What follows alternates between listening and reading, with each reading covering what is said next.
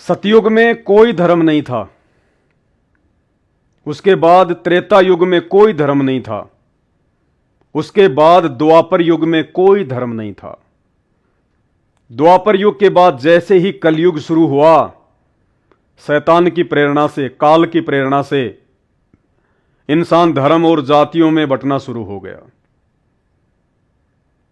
हिंदू धर्म की उत्पत्ति आज से लगभग 3500 वर्ष पहले आदि शंकराचार्य के बाद शुरू हुई है। आदि शंकराचार्य से पहले हिंदू शब्द आपको कहीं भी देखने को नहीं मिलेगा। भारत देश में बौद्ध धर्म का प्रचार तेजी से हो रहा था। देश नास्तिकता की ओर बढ़ रहा था। आत्माओं को नास्तिकता की ओर बढ़ने से रोकने के लिए श्री शिवजी ने, शंकर जी ने अपने लोक से एक आत्मा भेजी जिसको आदि शंकराचार्य कहते हैं। 32 वर्ष केवल उनका जीवन था और 32 वर्ष की आयु में उन्होंने कुछ पुस्तकें लिखी और उन्होंने जो एक संगठन खड़ा किया, जो एक संप्रदाय जो एक खड़ा किया, उसका नाम उन्होंने हिंदू दिया और 4 मठों की स्थापना उन्होंने भारत देश में की। और 32 साल के बाद एक बीमारी से उनकी मृत्यु हो जाती है। उसके बाद हिंदू नाम पड़ा। उसके बाद लगभग 700 वर्ष बाद हजरत ईसा जी, जो कि विष्णु जी के लोक से आए थे, विष्णु जी के लोक से भेजी गई आत्मा हजरत ईसा, उन्होंने ईसाई धर्म की नींव डाली। उसके बाद आज से लगभग 1400 वर्ष पहले हजरत मोहम्मद ने मुसलमान धर्म की नींव डाली, मुस्लिम धर्म की नींव डाली। और आज से लगभग 600 वर्ष पहले श्री नानक जी के द्वारा सिख धर्म की नींव डाली गई। तो सतयुग में कोई धर्म नहीं था, त्रेता में कोई धर्म नहीं था और द्वापर में कोई धर्म नहीं था। यदि कोई धर्म था तो श्री रामचंद्र जी की लाखों की सेना थी। एक भी मुस्लिम सैनिक का नाम बता दीजिए। द्वापर युग में सबसे बड़ी सेना श्री कृष्ण जी की थी, नारायणी सेना। 56 करोड़ तो खाली यादव थे उस समय। सबसे बड़ी सेना थी नारायणी सेना। श्री कृष्ण जी की सेना में एक भी मुस्लिम, सिख या ईसाई सैनिक का नाम बता दीजिए। रामायण में जितने भी पात्र हैं, महाभारत में जितने भी पात्र हैं, एक भी पात्र के नाम के आगे खान लगा हो या कोई इकबाल नाम हो या कोई समरजीत सिंह नाम हो, कोई सिंह नाम आपको देखने को नहीं मिलेगा। रामायण और महाभारत में जितने भी पात्र हैं, किसी भी पात्र के नाम के आगे आपको सिंह नाम देखने को नहीं मिलेगा।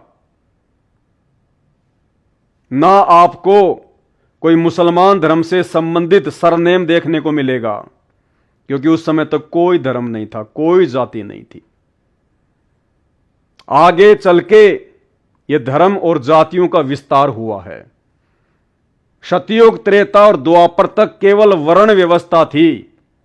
वर्ण व्यवस्था, समाज को 4 भागों में बांटा गया था, धर्म और जातियों के आधार से नहीं, कर्म के आधार से। ब्राह्मण, क्षत्रिय, वैश्य और शूद्र।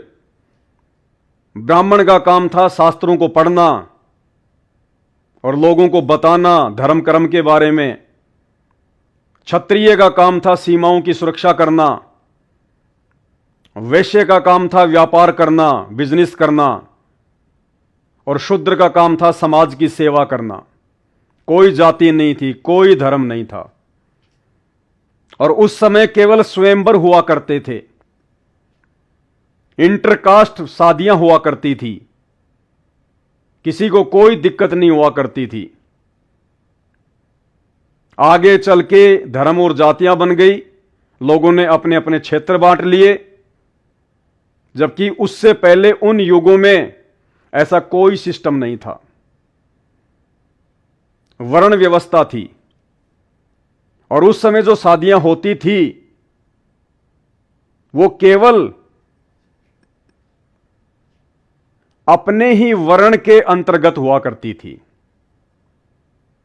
दूसरे वर्ण को नीचा या ऊंचा समझने के कारण नहीं कि शूद्र की लड़की ब्राह्मण के घर में नहीं जा सकती या ब्राह्मण की लड़की क्षत्रिय के घर में नहीं जा सकती, यह सोचकर नहीं, इस बात को सोचकर कि वर्ण व्यवस्था के तहत जो कार्य, जो सेवा आपस में बांटी हुई थी, उस कार्य को करने में, उस सेवा को करने में, उस काम और धंधे को करने में किसी भी प्रकार की कोई अड़चन ना आए। परम पूज्य सतगुरु रामपाल जी परमेश्वर जी ने बताया कि जैसे पहले कोई किसानी का काम करता था, ये किसान है, इसका काम था खेत में हल जोतना, फसल पैदा करना, मेहनत करना, मजदूरी करना, तो यह चाहता था कि मेरे घर में मेरे काम धंधे को जानने वाली लड़की यदि आएगी तो आते ही वो मेरे काम धंधे में सहयोग करना शुरू कर देगी। इसे किसी प्रकार की विशेष कोई दिक्कत का सामना नहीं करना पड़ता था। किसान के घर में यदि किसान की लड़की आएगी शादी करके, तो वो पहले से ही उस काम धंधे से परिचित है कि खेत में कौन कौन सी फसल कौन कौन से समय उगाई जाती है, कैसे फसल की कटाई करनी होती है, कैसे फिर अनाज निकाला जाता है, कैसे खेत में पानी दिया जाता है, कैसे खाद दिया जाता है, सारा काम वो लड़की जानती है पहले से। इसलिए यह सोचकर कि ज्यादा माथापच्ची करने की आवश्यकता ना पड़े और वो लड़की आते ही अपने उसी काम में लग जाए, केवल इस आधार से जो व्यक्ति जैसा काम करता था उसी काम से संबंधित लड़की वो अपने घर में अपनी पुत्र वधू के रूप में वो लेके आता था। तो वो लड़की आते ही सारा काम वो करने लग जाती थी। वो जानती थी कि खेत में धान कैसे उगाना है, खेत में पानी जो है वो कैसे देना है, गाय और भैंस आदि से कैसे दूध निकालना है, कैसे उनकी सेवा करनी है, कैसे उनको चारा डालना है, कैसे उनका दूध निकालना है, कैसे जो है खेतों में जो है मदद करवाई जाती है, उस लड़की को अच्छे से मालूम होता था, क्योंकि पहले से वो किसान परिवार से होती है। वो अपने उस घर में सब कुछ देखती है, और शादी करके जब वो एक किसान के घर में जाती थी तो उस लड़की को, उस बहन को, उस बेटी को काम करने में कोई दिक्कत, कोई अड़चन, कोई परेशानी का सामना नहीं करना पड़ता था। इसलिए जो व्यक्ति जैसा काम करता था वो चाहता था कि मेरे घर में उसी काम को जानने वाली लड़की यदि आएगी तो मुझे फायदा होगा। अब इस किसान के घर में यदि कोई सुनार की लड़की आ जाए तो वो तो काम बेचारी कर ही नहीं पाएगी, उसको तो कुछ आइडिया ही नहीं है, उसको तो आइडिया नहीं है उस बात का। इसलिए भाइयों और बहनों, पहले वर्ण व्यवस्था के अंतर्गत इस प्रकार से शादियां हुआ करती थी।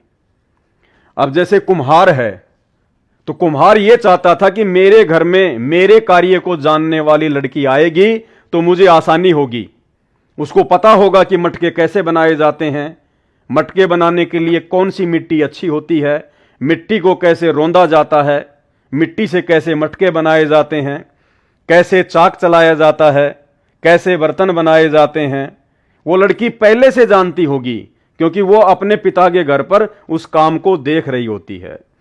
तो कुम्हार चाहता था कि मेरे घर पर कुम्हार की ही लड़की आए। अब इस कुम्हार के घर पर यदि कोई जाट की लड़की आ जाए, यदि कोई किसान की लड़की आ जाए, तो सारे मटके फोड़ डालेगी बेचारे के, उसको बड़ी दिक्कत होगी उसको समझाने में, उसको बताने में। इसलिए जो व्यक्ति जैसा कार्य करता था उस कार्य को जानने वाली पुत्र वधू वो अपने घर में लेके आता था, ना कि धर्म और जातियों के आधार पर शादियां होती थी, कोई विवाह होता था। आगे चलकर ये धर्म बन गए, जातियां बन गई, शैतान की प्रेरणा से। ये शैतान क्यों है, इसने क्यों ऐसा किया क्यों इसने उस परमात्मा के बनाए गए इंसानों को आपस में बांट दिया? ऐसा करने से इसका क्या स्वार्थ है? ये सारी जानकारी आपको सृष्टि रचना सुनने से मिलेगी। केवल यूट्यूब पर सर्च करें सृष्टि रचना संत रामपाल जी भगवान, दूध का दूध पानी का पानी हो जाएगा। तो ये वर्ण व्यवस्था थी पहले, ना कि कोई धर्म और जातियां थी। आगे चलकर फिर हिंदू, मुस्लिम, सिख, ईसाई, इन धर्मों में इंसान बट गया। उसके बाद वो अपने धर्म में शादियां करने लग गया, अपने अपने धर्म को लोग सर्वश्रेष्ठ समझने लगे। मुसलमान लोग मांस खाने लगे, हिंदू धर्म के लोग उनसे नफरत करने लगे कि हम अपनी लड़की मुसलमान के घर में नहीं देंगे, वो तो मांस खाते हैं। मुसलमान हिंदू के घर में इसलिए अपनी लड़की नहीं देता था क्योंकि हिंदू जो है वो शराब पीते थे, तंबाकू खाते थे। मुसलमान धर्म में शराब और तंबाकू पीना बैन था, इसलिए अपनी लड़की वो नहीं दिया करते थे। तो आगे चल के इस प्रकार से लोग धर्मों में बंध गए और अपने अपने अधिकार क्षेत्र में ही शादियां करने लगे। बाकी और कोई लेन देन नहीं है। मुसलमान भी इंसान ही है, हिंदू भी इंसान ही है, सिख और ईसाई भी इंसान ही है।